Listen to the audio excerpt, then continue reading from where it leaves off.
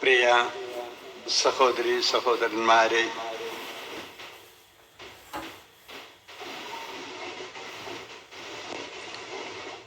മകരം പെരുന്നാള് എന്നാണ് കേട്ട് ശീലമുള്ളത്. പ്രാവശ്യമാണ് ഞാൻ ശ്രദ്ധിച്ചത് മകരം പെരുന്നാള് എന്നല്ല, മകരം തിരുനാള് എന്നാണ് പരസ്യങ്ങളിലെല്ലാം എഴുതിയിരിക്കുന്നത്. എന്ന് തുടങ്ങിയതാണെന്ന് എനിക്കറിയില്ല. ഞാൻ ഇക്കൊല്ലമാണത് ശ്രദ്ധിച്ചത്. പെരുന്നാള് എന്ന് പറഞ്ഞാൽ വലിയ നാളാണ്. തിരുനാള് ആകട്ടെ വിശുദ്ധമായ നാളുകളാണ്. ഈ നാടിൻ്റെ വിശുദ്ധി തേടി സർവനാടുകളിൽ നിന്നും മനുഷ്യര് എത്തുന്ന ഇടമാണ് നമ്മുടെ നാട്. അർത്തുങ്കൽ ഒരു പുണ്യ ഭൂമിയാണ്. യാത്രാ സൗകര്യങ്ങൾ കൂടിയത് കൊണ്ട് വലിയ തിരക്കുകൾ ഈ തിരുനാൾ ദിവസങ്ങളിൽ ഉണ്ടാകുന്നില്ല. എന്നാൽ കൊടി കയറുന്ന നേരം ഒരു വലിയ അനുഭവം തന്നെയാണ്. ജനസാഗരമാണ് ഇവിടെ. കടലോളം എത്തുന്ന, കടൽ തീരത്തോളം എത്തുന്ന ജനങ്ങള് ആ തിരുനാളിന് കൊടികയറ്റത്തിന് ഇവിടെ ഉണ്ടാകും. വായ് മാറി കൂവി വിളിച്ച് തിരുനാള് തുടങ്ങിയെന്നത് എല്ലാ നാട്ടുകാരെയും അറിയിക്കുന്ന ശീലവുമുണ്ട്. ആക്ഷേപിക്കുന്ന കൂവലല്ല, വിശ്വാസത്തിൻ്റെ കൂവി അറിയിക്കലാണ്. പണ്ട് കാലത്ത് ആൺകുട്ടികൾ ജനിച്ചു കഴിയുന്ന നേരത്ത് സ്ത്രീകള് കുരവയിടുന്ന ഒരു ശീലമുണ്ടായിരുന്നുവെന്ന് കേട്ടിട്ടുണ്ട്. വിശുദ്ധ സെബസ്ത്യാനോസെ ഞങ്ങൾക്ക് വേണ്ടി പ്രാർത്ഥിക്കണമേ എന്ന് അപേക്ഷിച്ചുകൊണ്ടാണ് ഇവിടെ ഭക്തര് എത്തുന്നത്. എത്രയോ ദൂരങ്ങളിൽ നിന്ന് ലൈൻ തെറ്റാതെ ഒരു തീർത്ഥാടനം പോലെ വാദ്യമേളത്തോടുകൂടെ അമ്പും വില്ലുമായിട്ട് വിശ്വാസികൾ ഇങ്ങോട്ട് എത്തുന്നു. നമ്മൾ ആദ്യം ഓർക്കേണ്ടുന്ന ഒരു കാര്യം, ക്രിസ്ത്യാനികളാണ് നമ്മളെല്ലാവരും വിശുദ്ധരാകാൻ വിളിക്കപ്പെട്ടവരാണ്. അത് മറന്നു പോകരുത്. നിയമാവർത്തന പുസ്തകത്തില് നമ്മൾ വായിക്കുന്നുണ്ട്, യഹൂദരെ ഓർമ്മിപ്പിക്കുന്ന ഒരു കാര്യം. അതിങ്ങനെയാണ്: നാം വിളിച്ചപേക്ഷിക്കുമ്പോൾ നമ്മുടെ ദൈവമായ കർത്താവ് സമീപസ്ഥനായിരിക്കുന്നത് പോലെ ദൈവം ഇത്ര അടുത്തുള്ള ഏത് ശ്രേഷ്ഠ ജനതയാണ് ഉള്ളത് എന്ന്. നമുക്ക് നമ്മുടെ കാര്യത്തിലും അത് വാസ്തവമാണ്. ദൈവം നമുക്ക് വളരെ സമീപസ്ഥനാണ്. എല്ലാ ദിനവും നമ്മൾ ദൈവത്തെ ഓർക്കുന്നുണ്ട്. ഓർമ്മിപ്പിക്കാൻ പ്രത്യേക നേരങ്ങളിൽ മണിനാദം മുഴങ്ങുന്നുമുണ്ട്. നിങ്ങളുടെ ദൈവമായ കർത്താവിന് നിങ്ങൾ വിശുദ്ധ ജനമാണ് എന്ന് നിയമാവർത്തനം ഓർമ്മിപ്പിക്കും. കർത്താവ് ശിഷ്യരോട് പറഞ്ഞത്, ദൈവമായ കർത്താവ് പരിപൂർണനായിരിക്കുന്നത് പോലെ നിങ്ങളും പരിപൂർണരായിരിക്കണം എന്നാണ്. റോമാക്കാരെ എഴുത്തെഴുതുമ്പോൾ പൗലോസ് അവരോട് പറയുന്നത് ദൈവത്തിൻ്റെ സ്നേഹഭാജനങ്ങളും വിശുദ്ധരാകാൻ വിളിക്കപ്പെട്ടവരുമായ റോമായിലുള്ളവരെ എന്നാണ്. അപ്പോൾ ഇവിടെ തിരുനാളിന് വരുമ്പോൾ നമ്മൾ ഓർക്കേണ്ട ഒരു കാര്യം, നമ്മൾ എല്ലാവരും വിശുദ്ധരാകാൻ വിളിക്കപ്പെട്ടവരാണ് എന്നുള്ള അടിസ്ഥാന വസ്തുതയാണ്. പിന്നെ സെബാസ്റ്റ്യാനോസിനെ പോലെ അവര് നമുക്ക് മുമ്പേ പറന്ന് സ്വർഗത്തിലെത്തി നമ്മളെ ഇനി വഴി കാണിച്ച് സ്വർഗത്തിൻ്റെ മുമ്പില്, പിതാവിൻ്റെ മുമ്പില്, കർത്താവിൻ്റെ മുമ്പില് കൊണ്ടു നിർത്താനുള്ളവരാണ്. അത്ഭുതങ്ങളും അടയാളങ്ങളും പണ്ടേ കഴിഞ്ഞ കാര്യമാണ് എന്ന് കരുതരുത്. അത്ഭുതങ്ങളും അടയാളവും എക്കാലത്തുമുള്ളതാണ്. കാരണം ദൈവം സദാ പ്രവർത്തന നിരതനാണ്. സൃഷ്ടി നടത്തിയിട്ട് ഇനി നീയായി നിന്റെ പാടായി എന്ന് പറഞ്ഞ് പിന്നെ ഒന്നും ശ്രദ്ധിക്കാതെ അന്തിമ നാളിൽ കണക്ക് ചോദിക്കാൻ വരുന്ന ഒരാളല്ല നമ്മുടെ ദൈവം. നമ്മുടെ ദൈവം സദാ പ്രവർത്തന നിരതനാണ് എന്ന് മനസ്സിലാക്കുക. ദാവീദ് ഒരു ഭവനം പണിയാനായിട്ട്, കർത്താവിന് വേണ്ടി ഒരു ദേവാലയം പണിയാനായിട്ട് ആലോചിച്ച അക്കാര്യം നാഥാനോട് പറയുമ്പോൾ കർത്താവ് ദാവീദിനോട് പറയുന്നത് എന്താണ്? ദാവീദ് മനോഹരമായ ദേവാലയം പണിത് ദൈവത്തെ ഒരിടത്തങ്ങനെ പ്രതിഷ്ഠിക്കാനാണ് ഉദ്ദേശിച്ചത്. പിന്നെ ദൈവം പറയുകയാണ്, ആര് പറഞ്ഞു എനിക്കൊരാലയം വേണമെന്ന്? ഞാൻ സദാസമയവും നിങ്ങളോട് കൂടെ ആയിരുന്നില്ലേ? ഞാൻ സഞ്ചരിക്കുന്ന ഒരു ദൈവമായിരുന്നില്ലേ എന്ന്. രാപകലില്ലാതെ നിങ്ങളോട് കൂടെ സഞ്ചരിക്കുന്ന ഒരു ദൈവം, എപ്പോഴും കൂടെയുള്ള ഒരു ദൈവം.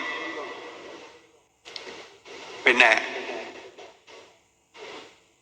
നമുക്ക് അത്ര ഇഷ്ടമുള്ള ഒരു കാര്യമാണോ ദൈവം ഏത് നേരത്തും നമ്മോട് കൂടെ ആയിരിക്കുന്നതും നമ്മുടെ ജീവിതത്തിൽ ഇടപെടുന്നതും? എനിക്ക് തോന്നുന്നില്ല ഇവിടെ ആർക്കും ഇഷ്ടമുള്ളൊരു കാര്യമായിരിക്കില്ല. നമ്മളെ ഫ്രീ ആയിട്ട് വിടാനായിട്ട് എന്തിനും ഏതിനും ഇവിടെ ഇങ്ങനെ പോ, അങ്ങനെ പോ, അത് ചെയ്, ഇത് ചെയ് എന്നൊക്കെ പറയുമ്പോൾ നമുക്കതൊരു വല്ലാപ്പാണ്. അതുകൊണ്ടാണ് പലപ്പോഴും പള്ളിയിൽ രാവിലെ വന്ന് ആൾക്കാര് സക്രാരിയൊക്കെ പൂട്ടിക്കഴിയുമ്പോൾ ഇനി അവിടെ ഇരുന്നോ, എനിക്കിനി എൻ്റെ ജീവിതമെന്ന രീതിയിലാണ് പിന്നീടുള്ള നമ്മുടെ വേണ്ട നേരത്ത് ഇനിയും വന്ന് കണ്ടോളാം. കർത്താവ് കൂടെ ഇറങ്ങുന്ന ഒരനുഭവമാണ് നമുക്ക് അത്യാവശ്യം വേണ്ടത്. കൂടെ നടക്കുന്ന ഒരു കർത്താവ്. ഞാൻ നിങ്ങളോട് കൂടെ, കർത്താവ് നിങ്ങളോട് കൂടെ എന്ന വചനമാണ് വിശുദ്ധ ഗ്രന്ഥത്തിലെ ഏറ്റവും കൂടുതലായിട്ട് ഉപയോഗിക്കപ്പെട്ടിരിക്കുന്ന വാചകം, ചെറുവാചകം എന്ന് ഓർക്കുക. പക്ഷെ ഒരു കാര്യമുള്ളത്, അത്ഭുതങ്ങളും അടയാളങ്ങളും ഒക്കെ ഇക്കാലത്ത് ഉണ്ട് എന്ന് പറഞ്ഞു. ഇക്കാലത്തെ അത്ഭുത പ്രവർത്തികള് നമ്മൾ ഓരോരുത്തരുമാണ്. മനുഷ്യരിലൂടെയാണ് ദൈവം ഇക്കാലത്ത് അത്ഭുതങ്ങൾ പ്രവർത്തിക്കുന്നത്. എന്നിലൂടെ, നിന്നിലൂടെ, നമ്മളിലൂടെ. അത് മറന്നു പോകരുത്. ഉൽപ്പത്തി പുസ്തകത്തില് ദൈവം സൃഷ്ടികർമ്മം നടത്തിയിട്ട് ഭൂമി കൃഷി ചെയ്യാനും സംരക്ഷിക്കുവാനുമായിട്ട് മനുഷ്യനെ ഏൽപ്പിക്കുന്നതായിട്ട് നമ്മൾ വായിക്കുന്നുണ്ട്. എന്ന് പറഞ്ഞാൽ സൃഷ്ടികർമ്മം തുടർന്നു കൊണ്ടുപോകാനുള്ളത് മനുഷ്യന്റെ കടമയാണ് എന്നതാണ്. മനുഷ്യൻ അത് ചെയ്തേ മതിയാവൂ. എങ്ങനെയാണ് ഇക്കാലത്തെ അത്ഭുതങ്ങൾ നടക്കുക? എവിടെയെങ്കിലും ആരെങ്കിലും ദൈവമേ എന്നൊന്ന് വിളിച്ചു നോക്കട്ടെ. ദൂരെ എവിടെയെങ്കിലുമുള്ള ഒരു മനുഷ്യനോടെ ഹൃദയത്തെ ദൈവം സ്പർശിച്ചിട്ട് അവനോട് പറയും, സഹായമായിട്ട് നീ ആ വഴിയെ ചെല്ലുക എന്ന്. മനോഹരമായ രണ്ട് ഉദാഹരണങ്ങള് അപ്പസ്തോല നടപടികളിൽ നമ്മൾ വായിക്കുന്നുണ്ട്. 8-ാം അധ്യായത്തില് ഫിലിപ്പോസിനോട് കർത്താവ് പറയുകയാണ്, നീ എഴുന്നേറ്റ് ആ ഗാസായിലെ വിജനമായ ആ വഴിയിലേക്ക് ചെല്ലുക. അവിടെ ഒരു രഥത്തില് ഒരാള് കാണും. അവന്റെ ആ രഥത്തോട് ചേർന്ന് നടക്കുക, ചെയ്യേണ്ടത് എന്താണ് എന്ന്. അപ്പൊ എത്യോപ്യക്കാരൻ ജെറൂസലമിൽ പോയിട്ട് ആരാധനയുമൊക്കെ കഴിയുന്ന വരികയാണ്. യേശയ്യായുടെ പ്രവചനമാണ് വായിക്കുന്നത്, മനസ്സിലാകുന്നില്ല. അപ്പോ ഇതെന്താണെന്ന് പറഞ്ഞു കൊടുക്കാനുള്ള ഒരാളെ ദൈവം അയക്കുകയാണ്. ഫിലിപ്പ് ചോദിച്ചു, നിനക്ക് മനസ്സിലാകുന്നുണ്ടോ? അപ്പൊ അയാൾ പറയുകയാണ്, എങ്ങനെ മനസ്സിലാകാനാണ്? ആരെങ്കിലും എനിക്ക് വ്യാഖ്യാനിച്ചു തരണ്ടേ എന്ന്. മനസ്സിലാകണമെന്ന് കൃത്യമായ ആ ഒരു ആഗ്രഹം വന്നപ്പോഴ് മനസ്സിലാക്കി കൊടുക്കാൻ കഴിവുള്ള ഒരുത്തന് ദൈവം ആ വഴിയെ വിടുന്നത് നമ്മൾ വായിക്കുന്നു. അവിടെ മാനസാന്തരത്തിന്റെ അനുഭവം എത്യോപ്യക്കാരൻ ഷണ്ടന് ബോധത്തോടു കൂടിയുള്ള ഒരു സ്നാനപ്പെടല് നടക്കുകയാണ്. തുടർന്നുള്ള അധ്യായത്തിൽ 9-ാം അധ്യായത്തില് സാവൂളിന്റെ മാനസാന്തരത്തെ കുറിച്ച് പറയുന്നുണ്ട്. ക്രിസ്ത്യാനികളെ കൊല്ലാനായിട്ട് ദമാസ്കസിലേക്ക് വരികയാണ് സാവൂള്. വഴിക്ക് വെച്ച് കുതിരപ്പുറത്തുനിന്ന് വീഴുകയാണ്. വീണ ഒരു സ്വരവും കേട്ടു, നീ എന്തിനാണ് എന്നെ ഉപദ്രവിക്കുന്നത്? കർത്താവേ, നീ ആരാണ് എന്ന് സാവൂള് ചോദിക്കുന്നുണ്ട്. അവന് കാഴ്ച നഷ്ടപ്പെട്ടു പോയിരുന്നു. ഇതേ നേരത്ത് അകലെയുള്ള യൂദാസിന്റെ ഭവനത്തിലിരിക്കുന്ന കൊർന്നേലിയൂസ് എന്ന് പറയുന്ന മനുഷ്യനോട് കർത്താവ് പറയുകയാണ്, നീ എഴുന്നേറ്റ് ദമാസ്കസിന്റെ വഴിയിലെത്തുക. അവിടെ ഇന്ന വീട്ടിൽ കയറി ചെല്ലുമ്പോ സാവൂൾ എന്ന് പറയുന്ന ഒരു മനുഷ്യനുണ്ടാകും. നീ അവിടെ ചെല്ലുമ്പോ എന്ത് ചെയ്യണമെന്ന് ഞാൻ പറഞ്ഞു തരാം എന്ന്. കൊർന്നേലിയൂസ് പോകാൻ പേടിയാണ്. കാരണം സാവൂള് എന്ന് കേൾക്കുമ്പോൾ എല്ലാ ക്രിസ്ത്യാനികൾക്കും പേടിയാണ്. എല്ലാം കൊല്ലാൻ നടക്കുന്നവനാ. പക്ഷേ കർത്താവ് പറഞ്ഞു, അവൻ എൻ്റെ ആളാണ്, നീ കണ്ടോ, നീ ചെല്ല്. കൊർന്നേലിയൂസ് ചെന്നു. അവിടെ കാണാൻ കണ്ണില്ലാതുപോലെ ഇരിക്കുന്ന സാവൂളിനെ സുഖപ്പെടുത്തുകയാണ്. കണ്ണിൽ നിന്ന് ചെറുമ്പല് പോലെ ഒഴിഞ്ഞു പോവുകയും സാവൂൾ എഴുന്നേൽക്കുകയുമാണ്. ഈ സാവൂളാണ് സഭയിലെ പൗലോസ് ആകുന്നത്.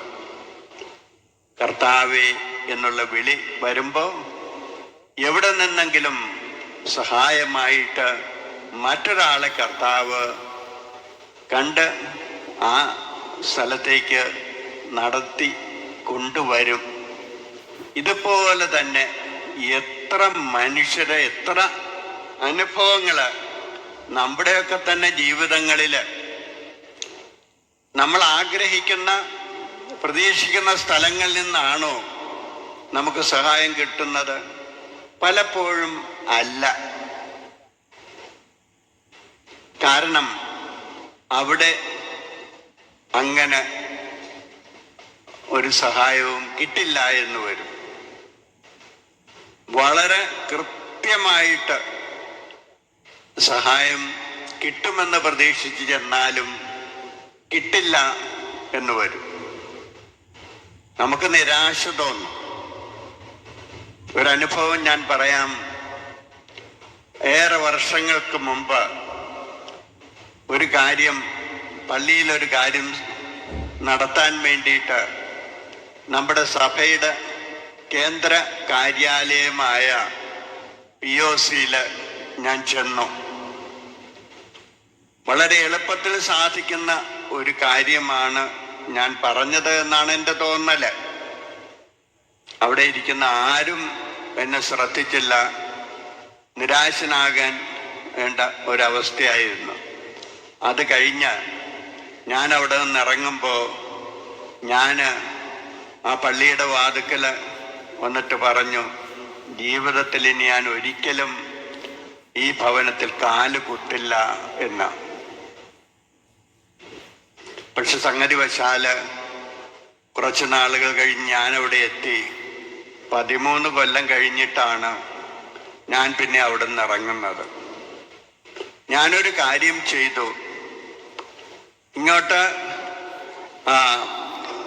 അവിടെ വണ്ടി കയറാതിരിക്കാൻ ഒരു ബ്ലോക്ക് പോലെ ഒരു സംഗതി വെക്കുമ്പോൾ, ആ വഴി പാർക്കിങ്ങിന്റെ ഇൻഡിക്കേറ്റർ വെക്കുമ്പോൾ ഇവിടുന്ന് നടന്നു ചെല്ലുന്ന മനുഷ്യന് കാണത്തക്ക തരത്തില് ഞാനൊരു വാചകം അവിടെ എഴുതി വെച്ചു. കർത്താവ് എൻ്റെ ഇടയനാകുന്നു, എനിക്കൊന്നിനും കുറവുണ്ടാവുകയില്ല എന്ന്. നിരാശപ്പെട്ടു പോകുന്നവന് അത് വായിച്ചു കൊണ്ട് പോകാൻ സാധിക്കണം എന്നതായിരുന്നു എൻ്റെ ഉദ്ദേശം. 10-18 വർഷങ്ങൾക്ക് ശേഷം മെത്രാനായപ്പോൾ ഒരു വാചകം, ജീവിതത്തിൻ്റെ ലക്ഷ്യബോധം നൽകുന്ന ഒരു വാചകമായിട്ട് ഞാൻ അതിനെ തന്നെ, നമ്മുടെ തീരുമാനങ്ങളും നമ്മുടെ അനുഭവങ്ങളും ഒന്നും അന്തിമമായ കാര്യങ്ങളൊന്നും അല്ല എന്ന് നമ്മൾ മനസ്സിലാക്കുക. പ്രതീക്ഷിച്ചിട്ട് കിട്ടാത്തിടത്ത്, ഒട്ടും പ്രതീക്ഷയില്ലാത്തിടത്ത് സഹായമായിട്ട് എത്തുന്നത്. ഇന്നത്തെ ഈ നമ്മൾ TV ഒക്കെ ഒന്ന് തുറന്നു നോക്കൂ. എത്രയെത്ര അനുഭവങ്ങൾ സഹായമായിട്ട് ഒട്ടും പ്രതീക്ഷിക്കാത്ത രീതിയിൽ അപകടത്തിൽപ്പെട്ടിരിക്കുന്നവർക്കൊക്കെ മൃഗങ്ങൾ തന്നെ സഹായമായിട്ട് വരുന്നതിൻ്റെയൊക്കെ ചിത്രങ്ങൾ നമുക്ക് കാണാനായിട്ടൊക്കും. എല്ലാ ദിവസവും ഏതെങ്കിലും ഒന്ന് ഞാൻ കാണാറുണ്ട്. അതൊക്കെ നമുക്ക് അത്ഭുതങ്ങൾ, അടയാളങ്ങളൊക്കെ നമ്മൾ സാധാരണഗതിയിൽ പ്രതീക്ഷിക്കുന്നത് ധ്യാന കേന്ദ്രങ്ങളിലും അവിടുത്തെ സിദ്ധന്മാരുടെ കഴിവിലും ഒക്കെയാണ്. അവര് അത് ചെയ്യുന്നുമുണ്ട്. അത്ഭുതങ്ങളുടെ സാക്ഷ്യങ്ങൾ അവർ ധാരാളമായിട്ട് ഇന്നത്തെ കാലത്ത് യൂട്യൂബിലൊക്കെ നമ്മളെ കാണിക്കുന്നുമുണ്ട്. എല്ലാം തട്ടിപ്പാണ്, എല്ലാം പണം പിടുങ്ങാനുള്ള കാര്യമാണ് എന്ന് പറഞ്ഞ് എല്ലാം ആക്ഷേപിക്കുന്ന കാര്യങ്ങളും അതും നടക്കുന്നുണ്ട്. നമുക്കാകെ കൺഫ്യൂഷനാണ്, ഏത് വിശ്വസിക്കണം എന്നറിയാതെ. മാത്രമല്ല, നമ്മിൽ ചിലര് ആഴ്ചയിലെ 7 ദിവസവും 7 സിദ്ധന്മാരുടെ അടുത്ത് പോകുന്നതിന് മടിയില്ലാത്തവരാണ്. ഒരിടത്തല്ലെങ്കിൽ മറ്റിടത്തെങ്കിലും എൻ്റെ കാര്യം നടക്കണം എന്നെന്താണ്? അത്രയധികം ആശങ്കകളും ആകുലതകളും എല്ലാം നമ്മളെ ഓരോരുത്തരെയും അലട്ടുന്നുണ്ട് എന്നതാണ് വാസ്തവം. ഒന്നുകൊണ്ടും നമുക്ക് തൃപ്തി വരുന്നില്ല. അതുകൊണ്ട് എവിടെ കിട്ടിയാലും നമുക്ക് ഇങ്ങനെ ഉറപ്പിച്ചു പിടിക്കണം. എന്താണ്? പിടിക്കുന്നെങ്കിൽ പുളിങ്കമ്പിൽ പിടിക്കണമെന്ന് പൂർവികർ പറയുന്നത് പോലെ തന്നെ വിശ്വസിക്കുന്നതാണ് പ്ലാനെങ്കിൽ മുറുകെ പിടിച്ചുകൊണ്ട് വിശ്വസിക്കുക, ചാഞ്ചാട്ടമില്ലാതെ.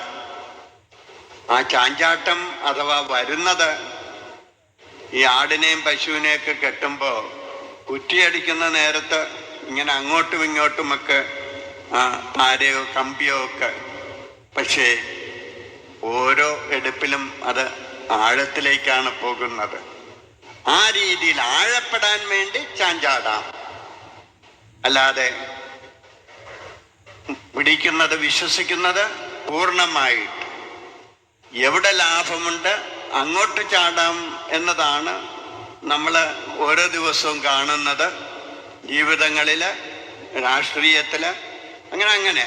പക്ഷെ നമുക്ക് ആ ഒരു പിടുത്തം ഉറപ്പുള്ള പിടുത്തമായിരിക്കണം. നമുക്ക് എന്താണ് ഇത്രയും വലിയ ആശങ്ക? എന്താണ് ഇത്ര പ്രശ്നങ്ങൾ? ആർത്തിയാണ് നമ്മളെല്ലാവരെയും അലട്ടുന്ന ഒരു കാര്യം. അയൽക്കാരൻ്റെ ഒപ്പമെത്തണം, അതുക്കും മേലെ ആകണം, ധാരാളം വേണം. ഇതൊക്കെയാണ് നമ്മുടെ വിചാരം. ലളിതമായിട്ട് ജീവിക്കാൻ നമുക്ക് താല്പര്യമില്ല.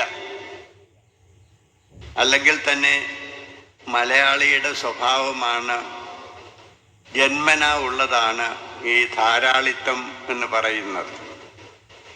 നമുക്കറിയാമല്ലോ, എന്ത് വേണ്ട ഉണ്ടെന്ന് ചോദിച്ചു കഴിഞ്ഞാൽ നമ്മൾ പറഞ്ഞു ശീലിച്ചിട്ടുള്ളത് ഇഷ്ടം പോലെ ഉണ്ടെന്നാണ്.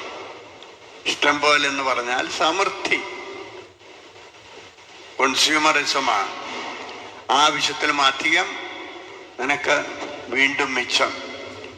ഈ രീതിയിൽ ജീവിക്കാൻ ചുറ്റുപാടും മനുഷ്യര് ശ്രമിക്കുമ്പോൾ നമ്മുടെ വീട്ടില് പ്രശ്നങ്ങളാണ്. നമ്മുടെ കഴിവിനൊത്ത കാര്യത്തിന് തുനിയുമ്പോൾ, കാര്യങ്ങൾ ലളിതമായിട്ട് ജീവിക്കാൻ ശ്രമിച്ചില്ലെങ്കിൽ കടം തരാൻ ആളുണ്ടാകും, പക്ഷേ ബ്ലേഡാവും. പിന്നെ ആത്മഹത്യയുടെയും കൊലപാതകത്തിൻ്റെയും വഴിയിൽ സഞ്ചരിക്കാനേ സാധിക്കൂ. ലളിതമായി ജീവിക്കാനായിട്ട്, ആവശ്യങ്ങൾ ചുരുക്കിക്കൊണ്ട് ജീവിക്കാനായിട്ട്, മറ്റുള്ളവർക്കും ഉണ്ടാകണം എന്ന ചിന്തയോടുകൂടെ ജീവിക്കാനായിട്ട് ശ്രദ്ധിക്കുമ്പോഴാണ് നേരത്തെ പറഞ്ഞ ആ ജീവിതത്തിൻ്റെ വിശുദ്ധിയുടെ പ്രശ്നം. എല്ലാം എനിക്ക് വേണ്ടി മാത്രം എന്നതിന് പകരം നിന്റെ ആവശ്യം ആദ്യം നടക്കട്ടെ എന്ന് തീരുമാനിക്കാൻ എനിക്ക് സാധിക്കുമ്പോൾ, അപ്പോഴാണ് ഞാൻ കർത്താവിൻ്റെ വഴിയെ, വിശുദ്ധിയുടെ വഴിയെ സഞ്ചരിക്കാനായിട്ട് തുടങ്ങുന്നത്. എല്ലാം എനിക്ക് വേണ്ടി, എല്ലാവരും എനിക്ക് വേണ്ടി ജീവിക്കണം എന്നങ്ങ് തീരുമാനിച്ചാൽ അവർക്ക് വേണ്ടിയിട്ട് ആര് ജീവിക്കും? ഓരോരുത്തരും കാവൽക്കാരനാകണം സഹോദരൻ്റെ എന്ന്. ഞാൻ സഹോദരൻ്റെ കാവൽക്കാരനാകുമ്പോൾ എൻ്റെ കാര്യം വേറൊരാൾ നോക്കിക്കൊള്ളുമെന്ന് വിശ്വസിക്കാൻ നമുക്ക് കഴിയണ്ടേ? നമുക്കെല്ലാവർക്കും തണലാവശ്യമുണ്ട്.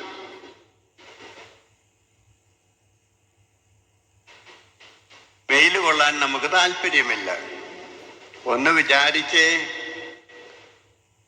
മരം വെയിൽ കൊള്ളാനായിട്ട് മനസ്സ് വയ്ക്കുന്നത് കൊണ്ടാണ് നമുക്ക് തണൽ മരങ്ങൾ ഉണ്ടാകുന്നത്, ഇല്ലേ? ശരിയല്ലേ?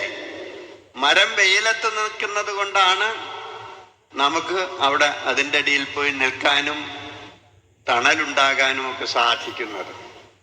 ഓരോരുത്തരും മറ്റുള്ളവരെ കുറിച്ച് ചിന്തിച്ചുകൊണ്ട് ആ ജീവിത വഴി തിരഞ്ഞെടുത്ത് കഴിയുമ്പോൾ സംഗതികൾ എളുപ്പമാകും. നമ്മളെ സംബന്ധിച്ചിടത്തോളം ശിഷ്യത്വം എന്ന് പറയുന്നത് എളുപ്പമുള്ള കാര്യമൊന്നുമല്ല. ഇത്രക്ക് അനാകർഷകമായിട്ട് കേൾക്കാൻ ആളെ കിട്ടാത്ത രീതിയിൽ തൻ്റെ ശിഷ്യത്തെ അവതരിപ്പിച്ച ഒരു ഗുരു വേറെയില്ല കർത്താവല്ലാതെ. എന്താ പറഞ്ഞത്? എന്നെ അനുഗമിക്കാൻ ആഗ്രഹിക്കുന്നവൻ കുരിശുമെടുത്തുകൊണ്ട് എൻ്റെ പിന്നാലെ വരട്ടെ. അത് എന്തൊരു പറച്ചിലാണ്! പിന്നെ വരാം എന്ന് പറഞ്ഞ് പോകുന്നതാണ് പലപ്പോഴും. പിന്നെ ആ വഴി വരാത്തവരുമാണ്. പക്ഷേ ഓർത്തു നോക്കിക്കേ, ഇങ്ങനെ പറഞ്ഞ കർത്താവിനാണ് 2000 ആണ്ടായിട്ടും ഏറ്റവും കൂടുതൽ ശിഷ്യന്മാരുള്ളത്. ക്രിസ്തു മതമാണ് ലോകത്തിലെ ഏറ്റവും വലിയ മതമായിട്ട് ഇന്ന് നിൽക്കുന്നത്. ഈ കുരിശിൻ്റെ വഴി, അതിൻ്റെ വഴിയെ പോകാൻ ഈ പുണ്യവാന്മാരൊക്കെ കുരിശിൻ്റെ വഴിയെ പോയവരാണ്. സഹനങ്ങൾ ഉണ്ടാകുമ്പോൾ പിന്മാറുന്നവരല്ല. പൗലോസ് അപ്പോസ്തലൻ ഫിലിപ്പിയാക്കാരോട് പറയുന്ന മനോഹരമായ ഒരു കാര്യം ഇങ്ങനെയാണ്: ക്രിസ്തുവിൽ വിശ്വസിക്കാൻ മാത്രമല്ല, അവന് വേണ്ടി സഹിക്കാൻ കൂടിയുള്ള അനുഗ്രഹം നമുക്ക് ലഭിച്ചിരിക്കുന്നുവെന്ന്. വിശ്വസിക്കാൻ മാത്രമല്ല, അവന് വേണ്ടി സഹിക്കുക എന്നത് അനുഗ്രഹമായിട്ട് രക്തസാക്ഷികൾ അതാണ് നമുക്ക് പറഞ്ഞു തരുന്നത്. സെബസ്ത്യാനോസ് അവന് വേണ്ടി സഹിക്കുന്നത് ഒരു അനുഗ്രഹമായിട്ട് കരുതിയത് കൊണ്ടാണ് ക്രൂരമായ മരണത്തിന് തന്നെ വിട്ടുകൊടുക്കുന്നത്. ആദ്യത്തെ രക്തസാക്ഷിയായ സ്റ്റെഫാനോസും അവിടെ നിന്നുകൊണ്ട് പ്രാർത്ഥിച്ചുകൊണ്ട് മരിക്കുന്നത് കർത്താവിനെ കണ്ടുകൊണ്ട്, ഭ്രാന്തുണ്ടായിട്ടുമൊന്നുമല്ല. അതാണ് വിശ്വാസത്തിൻ്റെ ശക്തി.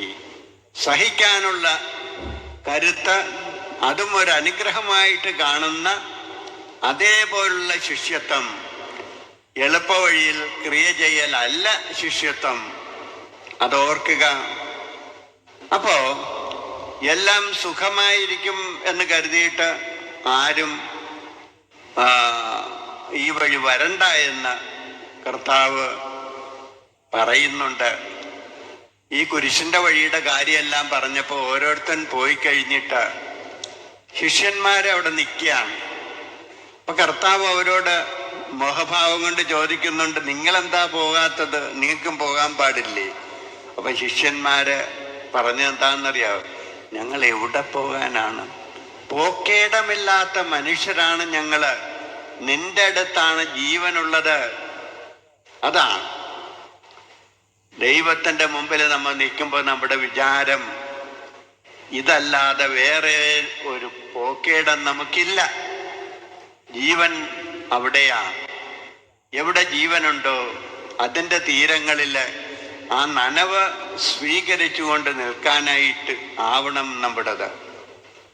അങ്ങനെ നിന്നവരാണ് രക്തസാക്ഷികൾ.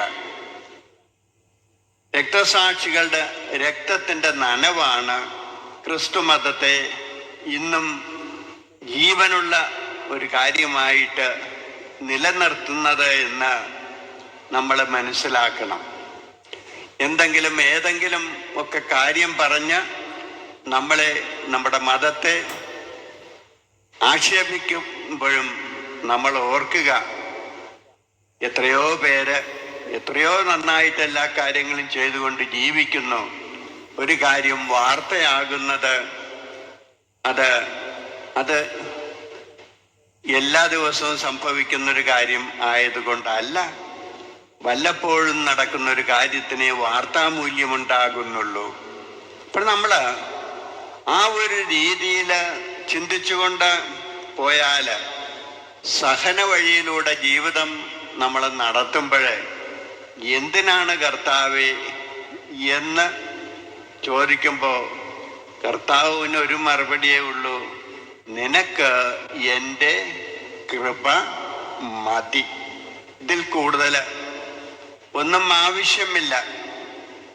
ഇപ്പൊ പൗലോസ് പറയുന്നത്, ഞാൻ ബലഹീനനാണ്, ദൈവത്തിൻ്റെ ശക്തി എന്നിൽ പ്രകടമാകുന്നതിന് വേണ്ടിയാണ് ഞാൻ ബലഹീനനായിരിക്കുന്നത്. ബലഹീനതയാണ് എൻ്റെ ശക്തി. ഈ ബലഹീനതയിൽ കുറിച്ചല്ലാതെ മറ്റൊന്നിനെ കുറിച്ചും ഞാൻ അഭിമാനിക്കുകയില്ല. എന്തൊരു രീതിയാണ്! ബലഹീനതയാണ് ശക്തി എന്ന ഒരു ഉദാഹരണം പറഞ്ഞ് മനസ്സിലാക്കാൻ ശ്രമിക്കാം. ഇവിടെ ഇരിക്കുന്ന നല്ല ശതമാനം പേരും സ്ത്രീകളാണ്. നിങ്ങൾക്ക് ഇഷ്ടമുള്ളൊരു കാര്യമാണല്ലോ സ്വർണം എന്ന് പറയുന്നത്. 916 സ്വർണത്തിൻ്റെ പരിശുദ്ധിയെക്കുറിച്ച് നിങ്ങൾ കേട്ടിട്ടുണ്ടാകും. 916 ശുദ്ധമായ സ്വർണമാണെന്ന് നിങ്ങളോട് ആര് പറഞ്ഞു? ശുദ്ധമായ സ്വർണം അല്ല.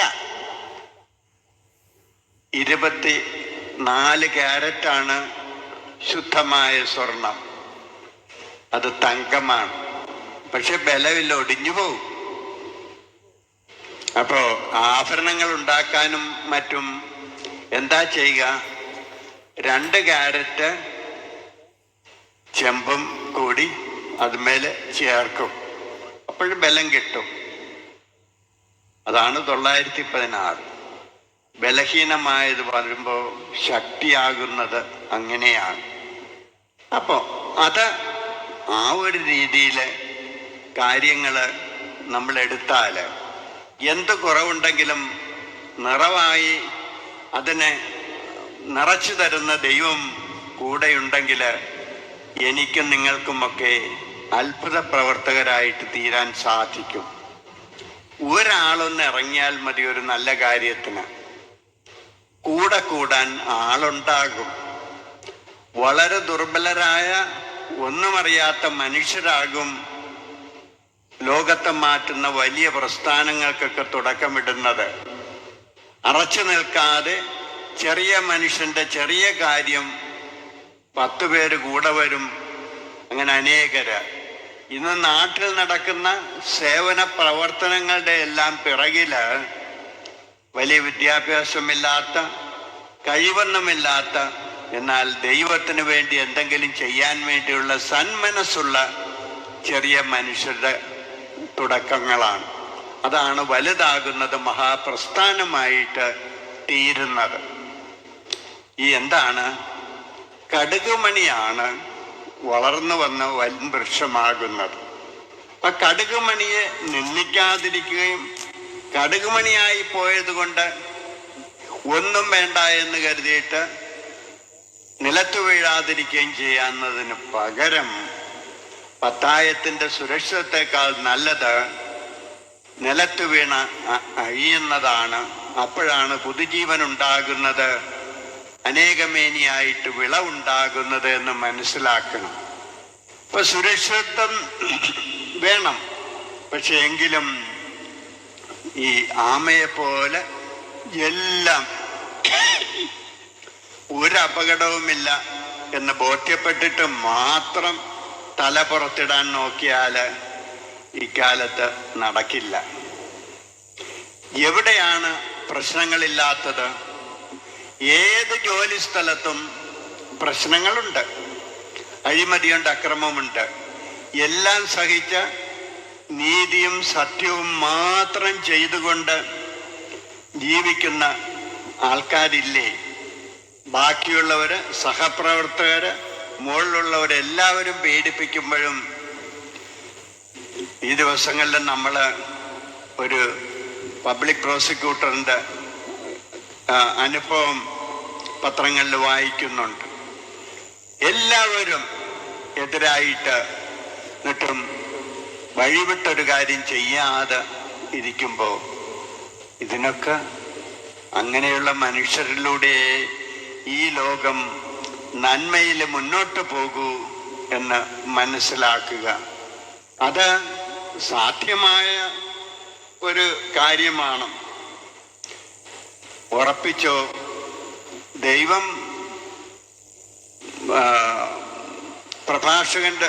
സുഭാഷിതങ്ങളുടെ പുസ്തകത്തിൽ പറയുന്നുണ്ട്, മനുഷ്യൻ പദ്ധതികളിടുന്നു, പക്ഷെ നടക്കുന്നത് ദൈവത്തിൻ്റെ നിശ്ചയമാണ്. അപ്പോഴതുകൊണ്ട് നമുക്ക് ചെയ്യാവുന്നത് കഴിഞ്ഞു പോയ ജീവിതത്തിൻ്റെ അടിമയൊന്നുമല്ല ഞാൻ, വരാനിരിക്കുന്ന ജീവിതത്തിൻ്റെ ഉടമയുമല്ല. ഈ വർത്തമാന കാലത്ത് കർത്താവിൻ്റെ കൈയും പിടിച്ച് മറുകരയ്ക്ക് സഞ്ചരിക്കുന്ന സഞ്ചാരിയാണ് ഞാൻ എന്നങ്ങ് വിചാരിക്കുന്നത് വളരെ വലിയ കാര്യമാണ്. നല്ല വിവരമുള്ളവര് ഭാവിയിൽ എന്താണ് സംഭവിക്കാൻ പോകുന്നത് എന്നതിനെ കുറിച്ചൊക്കെ പ്രവചനങ്ങളൊക്കെ നടത്തുന്ന ശീലമുണ്ട്. എന്നിട്ട് എന്തുണ്ടായി? ജുവാൻ നോവ ഹരാരി എന്ന് പറയുന്ന ഒരു ചരിത്രകാരൻ, അദ്ദേഹത്തിൻ്റെ ഗ്രന്ഥങ്ങൾ എനിക്ക് വളരെ ഇഷ്ടമായി. വളരെ കൃത്യമായ പഠനങ്ങൾ, സ്ഥിതിവിവര കണക്കുകൾ എല്ലാം വെച്ചുകൊണ്ട് കൃത്യമായിട്ട് ഭാവിയിൽ എന്ത് സംഭവിക്കും എന്ന് അദ്ദേഹം എഴുതി വെച്ചു. ഞാനും വിശ്വസിച്ചു. ഏത് പുസ്തകം ഇറങ്ങിയാലും ഞാനത് വാങ്ങി വായിക്കും. അയാൾ അവസാനം എഴുതിയ പുസ്തകം ഹോമോ ദേവൂസ് എന്നാണ്. അതായത് മനുഷ്യൻ ദൈവമായിരിക്കുന്ന അവസ്ഥ, മനുഷ്യന് മരണമില്ലാത്തൊരവസ്ഥയെ കുറിച്ചിട്ടാണ്. ഇവിടെ ഈ സ്കൂളില് മലയാളം ക്ലാസ്സില് കാലനില്ലാത്ത കാലത്തെക്കുറിച്ച് ഞാൻ പഠിച്ചിട്ടുണ്ട്. മുത്തച്ഛൻ, അവൻ്റെ മുത്തച്ഛൻ, പിന്നെ അവൻ്റെ മുത്തച്ഛൻ, എല്ലാവരും ഇങ്ങനെ മരിക്കാതെ കാത്തിരിക്കുന്ന.